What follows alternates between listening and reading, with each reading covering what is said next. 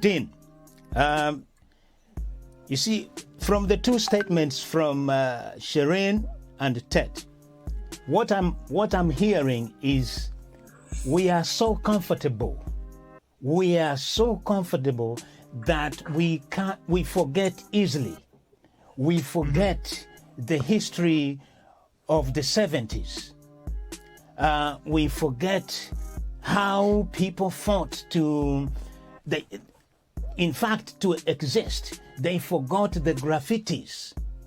So, are we so comfortable? What is it? What is your take on this? I think that racism is as English as high tea.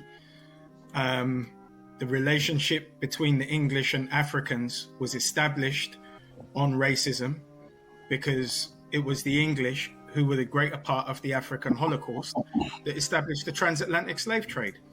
I don't think they had any problem with that. The reason racism is pathological is because to justify such a horrendous 245-year British trade in our misery, you would have to dehumanize us. And because we've never received a formal apology or reparations, and reparations is more than economic, reparations is about full restitution, including economic reciprocity, England has remained exactly the same. Now, if you put a snake under a sheet, you'll see that sheet moving. When you remove the sheet, which is all that happened over the weekend, is the veil has been removed with racism.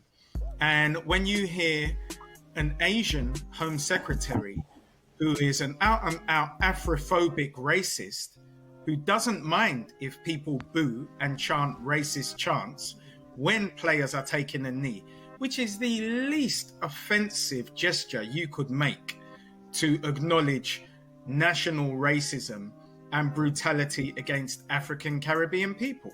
So if you're offended by men taking a knee, and take for granted, men only take to a knee when they've had enough. You are a racist. And it's okay to be a racist. Just acknowledge it, be honest. Pedophiles have to hide, but your government has made it plain that racism is tolerated, so now we're seeing it. And unfortunately, it was a necessary act. And even on the topic of this, going through my day's thoughts today, I think about the universal spiritual principles. And before the game, there were a load of fans who had met up at Liverpool Street. And outside Liverpool Street Station, you had a couple of hundred English men already drinking and screaming, burn. Oh God, how can I forget our player? Okay, hold that. We will come Please. back. We will come back to that.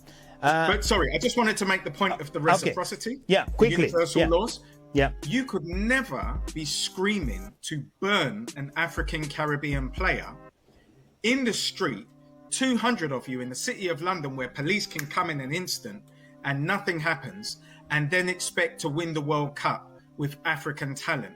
The universal laws of reciprocity would never allow